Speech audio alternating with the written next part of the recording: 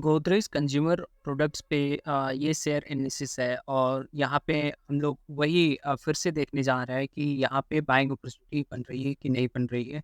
और ये शेयर ठीक है, तीनों टाइम फ्रेम पे ही इसकी बहुत अच्छी खासी अपॉर्चुनिटी आ रही है। उन सब पे हम लोग डिस्कस करेंगे, टेक्निकल्स देख लेंगे, फंडामेंटल्स देख लेंगे, एफआईआई डीआईआई प्रमोटर्स क्या कर रहे हैं वो भी एक बार हम लोग देख लेंगे। बट सबसे पहले हम लोग इसका कुछ न्यूज़ देख लेते हैं कि क्या इसमें कुछ न्यूज़ है कि नहीं है। तो अगर गोदरेज कंज्यूमर्स का हम लोग देखें तो 3 घंटे पहले मनी कंट्रोल से न्यूज़ आया है कि buy Godrej consumer products target of ₹1455। ठीक है, तो ये शेर खान ने ये एनालिसिस करके बताया है कि गोदरेज कंज्यूमर प्रोडक्ट को बाय करके चलना चाहिए और इसका जो टारगेट है वो 1455 का है।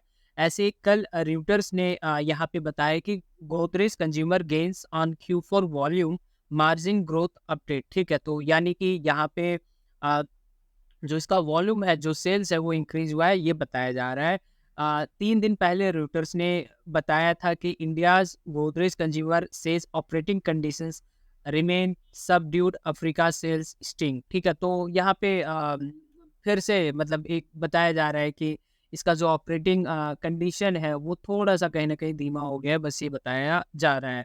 तो न्यूज़ ओवरऑल अभी रिसेंट का अगर देखें तो शेर खान ने यहाँ पे इसको बाई करने का दिया है और उसके बाद Q4 वॉल्यूम भी इसका अच्छा है, तो फिर ऑफ कोर्स यहाँ पे एक बाइंग अपॉर्चुनिटी बन रही है। बट हम लोग यहाँ पे अंधाधुंध यही सुनने से हम लोग यहाँ पे बाई नहीं करने वाले हैं। सब कुछ तीनों हम लोग यहाँ पे देखेंगे, टेक्निकल देखेंगे, फंडामेंटल देखेंगे और एफआईआई डीआई डेटा वो भी देखेंगे। अभी इसने मार्केट को सरप्राइज किया कि नहीं किया वो भी एक बार देख लेते हैं। तो अगर हम लोग यहाँ पे दिसंबर 23 का रिजल्ट देखें, फाइनेंशियल रिजल्ट देखें जो कि आया था वेडनेसडे 31 जैन 24 को, तो इसने अर्निंग के केस में पॉजिटिवली सरप्राइज किया है 5.46% के हिसाब से, और रेवेन्यू के केस में -1.59% के हिसाब से इसने नेगेटिवली सरप्राइज किया है। बट अगर आप यहाँ पे ध्यान से देखें तो फिर यहाँ पे क्या हो रहा है कि ये इसका रिजल्ट जैसे ही आया उसके बाद ये ठीक है गैप अप हुआ और 7.76% के हिसाब से ये ऊपर गया, और उसके बाद कहीं ना कहीं अभी ये वही टाइम फ्रेम पे अभी ये ट्रेड कर रहा है। हम लोग इसका डिस्कशन करेंगे जब डेली टाइम फ्रेम पे आएंगे। तो चलिए सबसे पहले चलते हैं पहले मंथली टाइम फ्रेम पे और वहाँ पे देख लेते हैं यहाँ पे क्या कंडीशंस बन रही है। तो अगर हम लोग मंथली टाइम फ्रेम पे इसकी बात करें तो मुझे तो मतलब मैंने अपनी आँखों को इस तरह से ट्रेन कर लिया कि मुझे एक पैटर्न तो वहाँ पे दिख गया, ठीक है? तो वो पैटर्न कौन-सा है मैं आपको वो बता देता हूँ। वो पैटर्न आपका यहाँ पे जो दिख रहा है वो मेरे ख़्याल से आप ही समझ गए होंगे। वो पैटर्न कहीं न कहीं कप विथ हैंडल वाला पैटर्न वहाँ पे नज़र आ रहा है, और ये मंथली टाइम फ्रेम पे आपको यहाँ पे दिखेगा। ये एक इसका जो है ये कप हुआ और इसका छोटा-सा हैंडल यहाँ पे बना और गैप अप नहीं, ये उसको ब्रेक करके ऊपर गया और अभी जो है ये ऊपर ही ट्रेड कर रहा है। तो जब भी कप विथ हैंडल पैटर्न बनता है तो फिर वहाँ से अपनों को ठीक है एक अच्छी खासी मूव अपसाइड में देखने को मिलती है। और अगर यहाँ पे अगर आपको यहाँ पे इसको ट्रेड लेना है तो फिर कितना परसेंटेज तक आपको जाना चाहिए उसकी बात कर लेंगे, और यहाँ पे इसका स्टॉप लॉस क्या होना चाहिए वो भी देख लेंगे। तो यहाँ पे कितना परसेंटेज अपसाइड जा सकता है वो जानने के लिए हम लोग यहाँ पे देखते हैं कि ये कितना अपमूव हो सकता है, उसके लिए यहाँ से इसका परसेंटेज कैलकुलेट करते हैं। तो यहाँ पे अगर हम लोग ध्यान से देखें तो फिर ये जो है 46-47% के हिसाब से आपको दिखा रहा है। तो लमसम आप ये मान के चल सकते हैं कि 45-50% ये अपमूव दिखा सकता है। तो अगर आप यहाँ पे अभी से इसको बाई करना चाह रहे हैं तो फिर कर सकते हैं। बट जो मोस्ट फेवरेबल जो इसका प्लेस है, ठीक है, जो पॉइंट एंट्री पॉइंट है, वो रहेगा मेरे ख्याल से 1100 के आसपास। अगर ये 1100 के आसपास ठीक है बैक होके नीचे आता है तो ऑफ कोर्स वो वेल एंड गुड, वो अच्छा है। अगर नहीं आता है यहाँ पे भी आप एक्यूमुलेट कर सकते हैं, और अगर ऐसा आप एक्यूमुलेट इसको कर रहे हैं तो फिर वो जो है यहाँ से ये 45% 50% के आपको दिखा सकता है। तो अगर उसकी हम लोग बात करें तो यहाँ से अगर हम लोग कैलकुलेट करें कि 45% कहाँ तक जाना चाहिए, तो ये कहीं न कहीं 1649 यानी 1650 के आसपास ये ठीक है अपमूव दिखा दिखा रहा है। तो 1650 1650 के आसपास यहाँ पे मंथली टाइम फ्रेम पे हम लोग जा सकते हैं, ये आपका टारगेट होना चाहिए। और इसकी अगर हम लोग स्टॉप लॉस की बात करें तो स्टॉप लॉस कहीं न कहीं आप यहाँ पे ₹950 लेकर चलेंगे मंथली टाइम फ्रेम पे। तो ये हम लोगों ने मंथली टाइम फ्रेम पे बात कर ली है और अब चलते हैं हम लोग वीकली टाइम फ्रेम पे और वीकली टाइम फ्रेम पे भी इसका डिस्कशन कर लेते हैं। तो वीकली टाइम फ्रेम पे डिस्कशन करने से पहले ये रिक्वेस्ट है कि चैनल का कंटेंट अगर पसंद आ रहा है तो चैनल को सब्सक्राइब करिए, वीडियो लाइक करिए और ज़्यादा से ज़्यादा शेयर ज़रूर करिए। और यहाँ पे कुछ 35 एनालिस्ट ऐसे हैं जिन्होंने इस पे बाई का भरोसा जताया है, ठीक है? इसको बाई करके चलना चाहिए। वो मैं वीडियो के लास्ट में आपको एक बार वो शो कर दूँगा, टेक्निकल्स क्या कह रहे हैं वो भी शो कर दूँगा एक बार, ये ट्रेडिंग व्यू बताता है तो वो शो कर दूँगा जिससे कि आपको और ज़्यादा यहाँ पे कन्फर्मेशन मिल जाएगा। चलिए, अगर वीकली टाइम और इसको एक बार अच्छे से इसका चार्ट जो है उसको सेट कर लेता हूँ और फिर यहाँ पे डिस्कस करते हैं। तो मंथली टाइम फ्रेम पे हम लोग को कप विद हैंडल पैटर्न तो दिखा ही दिखा था। यहाँ पे भी आपको कप विद हैंडल पैटर्न यहाँ पे दिख ही जाएगा, ठीक है? तो अगर कप विद हैंडल पैटर्न की अगर मैं बात करूँ तो फिर आपको यहाँ पे बहुत अच्छे से मेरे ख्याल से अब दिख गया होगा। अगर आप मेरे वीडियोस रेगुलर देख रहे हैं तो फिर कहीं न कहीं हो सकता है कि आपको ये ट्रेनिंग तो मिल चुकी है कि यहाँ पे कप विद हैंडल पैटर्न बनता कैसे है। तो यहाँ पे देखिए कप विद हैंडल पैटर्न एक यहाँ पे बना है, ये वीकली टाइम फ्रेम पे बना है। सॉरी, ये थोड़ा-सा ज़्यादा हो गया, मैं इसको इरेज़ करता हूँ, फिर से आपको यहाँ पे दिखाने की कोशिश करता हूँ। यहाँ पे देखिए, ये जो है, ये बड़ा-सा एक कप यहाँ पे बना था। ये कप बनने के बाद यहाँ पे इसका हैंडल, छोटा-सा ये हैंडल बना। ये हैंडल जैसे ही बना फिर वो, ठीक है, ब्रेक करके ऊपर गया, ब्रेक करके ऊपर गया, फिर से रिटेस्ट करने को आया और अभी जो है रिटेस्ट करने के बाद ये ऊपर कहीं न कहीं कंसोलिडेट हो रहा है। तो जब भी इस तरह से कंसोलिडेट होता है तो फिर वहाँ पे एक अच्छा बाइंग अपॉर्चुनिटी अपने को मिलता है। और एक बहुत अच्छी बात यहाँ पे ये है कि जो मैं मूविंग एवरेज को लगा के देखता हूँ, वहाँ पे भी ये अच्छे से मूविंग एवरेज को रेस्पेक्ट कर रहा है, ठीक है? तो कहाँ से ये रेस्पेक्ट कर रहा है, अगर मैं वो आपको बताना चाहूँ तो फिर आप यहाँ पे देख सकते हैं कि ये रेस्पेक्ट कहाँ से कर रहा है। तो यहाँ पे देखिए, ये जो 50 वीकली मूविंग एवरेज है और ऐसे ही यहाँ पे ये जो ग्रीन लाइन है वो 10 ईएमए है और जो ग्रीन जो लाइन है वो 21 ईएमए है और जो ब्लू लाइन है वो 10 ईएमए है। तो वहाँ पे जैसे ही ये, ठीक है, इसको क्रॉस करता है, इसको ऊपर करता है, यहाँ पे जाता है, जैसे ही इसको क्रॉस करके ग्रीन और ब्लू दोनों लाइन को, मीन्स 10 और 21 ईएमए को जैसे ही ये ऊपर क्रॉस करता है उसके बाद जो है ये ऊपर यहाँ पे भग गया है। तो ऑफ कोर्स फिर से यहाँ पे एक अपॉर्चुनिटी मिली है कि ये सपोर्ट ले रहा है 21 ईएमए को और 10 ईएमए को। तो ऑफ कोर्स यहाँ पे एक अच्छी खासी अपॉर्चुनिटी है, यहाँ पे एक अच्छा खासा बाइंग अपॉर्चुनिटी है। तो अगर यहाँ पे बाइंग अपॉर्चुनिटी बन रहा है वीकली टाइम फ्रेम पे तो अपने को यहाँ पे टारगेट क्या रखना चाहिए और स्टॉप लॉस क्या रखना चाहिए।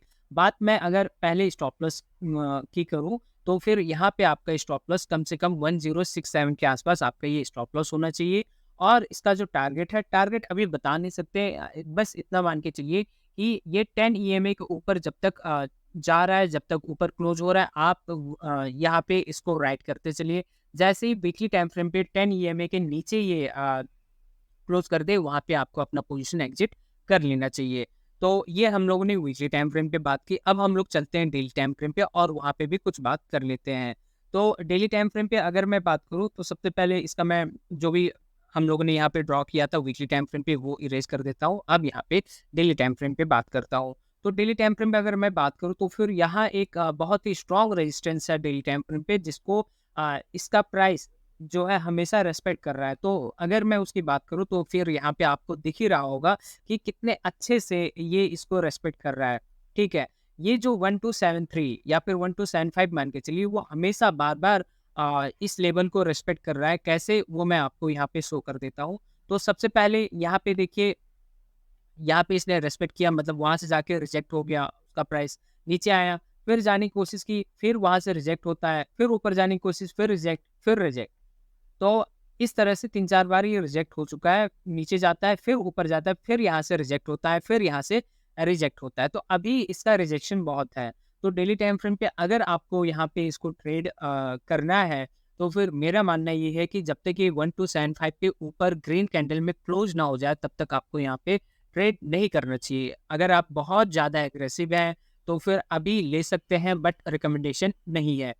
तो अगर फ्यूचर में अगर ये 1275 के ऊपर ट्रेड करता है क्लोज होके ग्रीन कैंडल में, तो वहाँ पे ऑफकोर्स आपको जाना चाहिए और आपका स्टॉप लॉस क्या होना चाहिए वो भी मैं बता देता हूँ। तो स्टॉप लॉस जो है आपका 1172 है, तो आप यहाँ पे 1170 मान के स्टॉप लॉस लेके चलिए, क्योंकि अगर हम लोग बात करें तो कहीं न कहीं ये रेक्टेंगुलर पैटर्न है, या फिर कह सकते हैं एक रेंज में घूम रहा है, या फिर अगर आप ठीक है डार्वस बॉक्स का स्ट्रैटेजी आपने समझा है, पढ़ा है, तो फिर वो भी कहीं न कहीं ये काम कर रहा है।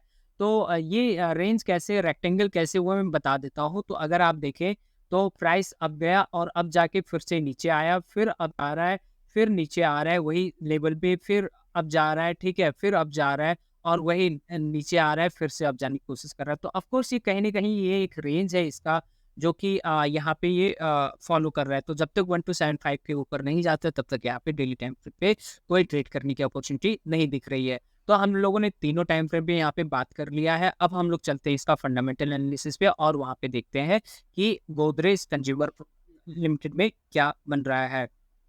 तो यहाँ पे गोदरेज कंज्यूमर प्रोडक्ट्स लिमिटेड पे इसका प्राइस अभी 1237 चल रहा है। हाई लो इसने 1314,897 लगाया है। मार्केट कैप ऑफ कोर्स ये लार्ज कैप है, 126559 करोड़ का है। अगर हम लोग इसका ट्रेंड देखें तो ऑल टाइम मतलब मैक्स जो है, मतलब जब से शुरुआत हुआ तब से ये ऑफ कोर्स अपने ऑल टाइम हाई पे है। 10 ईयर्स में भी ये अप ट्रेंड में है, 5 ईयर्स में अगेन ये अप ट्रेंड में है, 3 ईयर्स में भी ये अप ट्रेंड है और 1 ईयर में भी ये अप ट्रेंड में ही है और कहीं न कहीं कंसोलिडेट। तो ऑफ कोर्स वो अच्छा, प्रोस में कुछ नहीं, कॉन्स में यही है कि ये अपने बुक वैल्यू से 8.73 टाइम्स महंगा है। कंपनी का सेल्स ग्रोथ जो है वो कम है, 6.22% पास्ट 5 ईयर्स में। पीयर कंपैरिजन अगर करें तो एफएमसीजी सेक्टर है, इंडस्ट्री में पर्सन केयर में आता है और ये अपने सेक्टर का लीडर है, यानी रैंक 1 में ये आता है गोदरेज कंज्यूमर। तो ऑफ कोर्स ये लीडर है, तो अच्छी बात वो है। क्वार्टरली रिजल्ट हम लोग देख लेते हैं सितंबर में और दिसंबर का एक बार एनालिसिस कर लेते हैं। सेल्स सितंबर में 3602 था और अभी 3660 है, यानी इंक्रीज हुआ है। ऑपरेटिंग प्रॉफिट 704 से 841 अगेन इंक्रीज है। प्रॉफिट बिफोर टैक्स 619 से 783 इंक्रीज हुआ है। नेट प्रॉफिट 433 से 581 ये भी इंक्रीज हुआ है। तो क्वार्टरली एनालिसिस में ये अच्छा खासा इसका फाइनेंशियल रिजल्ट है। अगर हम लोग इसका वाई ओ वाई बेसिस पे एनालिसिस करें तो फिर दिसंबर में इसका जो सेल्स था वो 3599 था और अभी जो है 3660 है, यानी इंक्रीज है। ऑपरेटिंग प्रॉफिट 727 से 841 बढ़ गया, इंक्रीज हुआ है। पीबीटी 665 से 783 इंक्रीज हुआ है। नेट प्रॉफिट 546 से 581 ये भी इंक्रीज हुआ है। तो of course Y O Y basis पे भी अच्छा खासा इसका रिजल्ट है, इंप्रूवमेंट है और क्यू ओ क्यू बेसिस पे भी ये अच्छा खासा है। तो फंडामेंटल में यहाँ पे कोई दिक्कत नहीं है। अगर हम लोग एफआईआई और डीआईआई की बात करें, प्रोमोटर्स की बात करें, तो फिर वहाँ पे देख लेते हैं क्या है। तो सितंबर में प्रोमोटर्स 63.21 था और अभी भी दिसंबर 2023 में 63.21 ही है। एफआईआई 23.51 से घट के 22.94 है, स्लाइटली डिक्रीज हुआ है। डीआईआई 7.65 से 8.38 हो गया है, ये इंक्रीज हुआ है, यानी कंपनसेट हो गया है। पब्लिक 5.62 से 5.44 पब्लिक ने डिक्रीज किया है। तो अगर तीनों लेवल पे जो हम लोग एनालिसिस यहाँ पे करते हैं, जो कि टेक्निकल है, फंडामेंटल, एफआई डीआई डेटा है, तो हर तरफ से यहाँ पे पॉजिटिव है, न्यूज़ भी पॉजिटिव है और इसके अर्निंग भी पॉजिटिव थी। तो ऑफ कोर्स ये एक अच्छा खासा बाइंग अपॉर्चुनिटी अपने को दे सकता है। जो मैंने स्टॉप लॉस का लेवल बताया, जो टारगेट बताया, जिस हिसाब से आपको राइट करना है या फिर जितना परसेंटेज का बताया आपको वो लेकर चलना होगा यहाँ पे। अगर आपका खुद का कुछ और एनालिसिस है तो फिर आप वो भी देख सकते हैं, क्योंकि एनालिसिस जो है डिफरेंट हो सकता है। मैंने आपसे चर्चा की थी कि यहाँ पे कुछ 35 एनालिस्ट है जिन्होंने यहाँ पे अपना कुछ बाइंग का व्यू वहाँ पे उन्होंने बताया है। तो फिर वो भी एक बार हम लोग डिस्कस कर लेंगे और देख लेते हैं कि आखिर क्या है। तो हम लोग चलते हैं यहाँ पे देखते हैं कि जो 35 एनालिस्ट है उन्होंने इस पर क्या बताया है, क्या भरोसा दिखाया है, एक बार हम लोग वो भी डिस्कस कर लेंगे। तो यहाँ पे आ चुका है प्राइस टारगेट के हिसाब से the 35 analyst offering 1 year price target, ठीक है, मतलब प्राइस फोरकास्ट है, 1 साल का नजरिया रखा गया है। और Godrej consumer product have a max estimate of 1520, ठीक है, तो 1520 जो है इनका मैक्सिमम टारगेट है और मिनिमम एस्टिमेट है ये 1025 का। तो स्टॉप लॉस मान के चल सकते हैं 1025 और ये जो टारगेट मान के चल सकते हैं 1520। ठीक है, तो इन लोगों ने बताया। तो ये 35 एनालिस्ट में भी कौन स्ट्रॉन्ग बाई में है, कौन बाई में है, कौन सेल में है, वो भी डिस्कस कर लेते हैं। तो अगर नीचे हम लोग एनालिस्ट रेटिंग देखें पास्ट 3 मंथ में, तो स्ट्रॉन्ग बाय में 26 एनालिस्ट लोग हैं जो कह रहे हैं कि भैया इसको बाय करके चलो। बाय में 2 लोग हैं, स्ट्रॉन्ग सेल में 3 लोग हैं और होल्ड में 5 लोग हैं। तो देखिए अंधाधुंध हम लोगों ने तो ठीक है यहाँ पे ऐसे विश्वास नहीं किया। हम लोगों ने तीनों लेवल पे यहाँ पे चेक किया है और मेरे चेक करने के हिसाब से यहाँ पे तो बाइंग अपॉर्चुनिटी बनती नज़र आ रही है। बाकी डिसीजन आपको लेना है कि आपको यहाँ पे बाय करके चलना है कि नहीं चलना है, वो डिसीजन मैं आप पे छोड़ता हूँ। तो ये हम लोगों ने देख लिया। एक बार इसका टेक्निकल भी देख लेते हैं कि टेक्निकल में क्या बताया जा रहा है। तो टेक्निकल की बात अगर हम लोग करें तो फिर टेक्निकल में हम लोग तीनों टाइम फ्रेम पे देखेंगे, डेली, मंथली और वीकली। ठीक है, तो वहां से अपने को समझ में आएगा कि क्या बता रहे हैं। तो डेली टाइम फ्रेम पे ये स्ट्रॉन्ग बाई कह रहा है, यानी कि जो हम लोगों ने 50 डे का मूविंग एवरेज देखा था वहां पे सपोर्ट दे रहा है, इसलिए स्ट्रॉन्ग बाई कह रहा है। वीकली में अगर हम लोग बात करें तो वीकली में भी स्ट्रॉन्ग बाई नहीं है, ये सिर्फ बाई है। और मंथली में अगर हम लोग देखें तो मंथली में भी बाई है। तो ऑफ कोर्स टेक्निकल भी यहाँ पे बाई करने को कह रहा है और जिस हिसाब से हमने यहाँ पे इन्वेस्ट किया वो भी अपने को यहाँ पे बाई करने को कह रहा है। तो डिसीजन आप पे है, आपको यहाँ पे क्या करना है। बट इतना ही कहना चाहूँगा, मैं कोई सेबी रजिस्टर्ड एडवाइज़र नहीं हूँ। ये मेरा अपना पर्सनल ओपिनियन है, पर्सनल एनालिसिस है। आप चाहे तो इसमें ट्रेड लीजिए, ना लीजिए, कोई दिक्कत नहीं। मेरा काम यहाँ पे था आपको एक जेन्युइन इन्फॉर्मेशन देना ताकि आप यहाँ पे डिसीजन ले सकें। ध्यान रहे अपने पोर्टफोलियो को आपको डाइवर्सिफाई करके चलना पड़ेगा। एक अच्छी बाइंग अपॉर्चुनिटी आ गई, इसका मतलब ये नहीं कि अपना सारा पैसा इसी में लगा देना है, ऐसा बिल्कुल भी नहीं करना है। अपने रिस्क को मैनेज करके चलना है। किसी के टिप्स कॉल्स रिकमेंडेशन पे भरोसा तो कभी नहीं करना है, क्योंकि हो सकता है कि टिप्स कॉल्स पे आप 2 दिन, 4 दिन, 6 दिन, 1 महीने प्रॉफिट कर ले, लेकिन जब मार्केट आपको ज्ञान देना स्टार्ट करेगा ना तो फिर वो कहीं किसी काम की नहीं आएगी। यहाँ पे आपको सीखना पड़ेगा, सीख के ही आगे बढ़ना पड़ेगा। इसका कोई दूसरा अल्टरनेटिव है ही नहीं मेरे हिसाब से। बाकी आपने इतना टाइम दिया उसके लिए थैंक यू वेरी मच।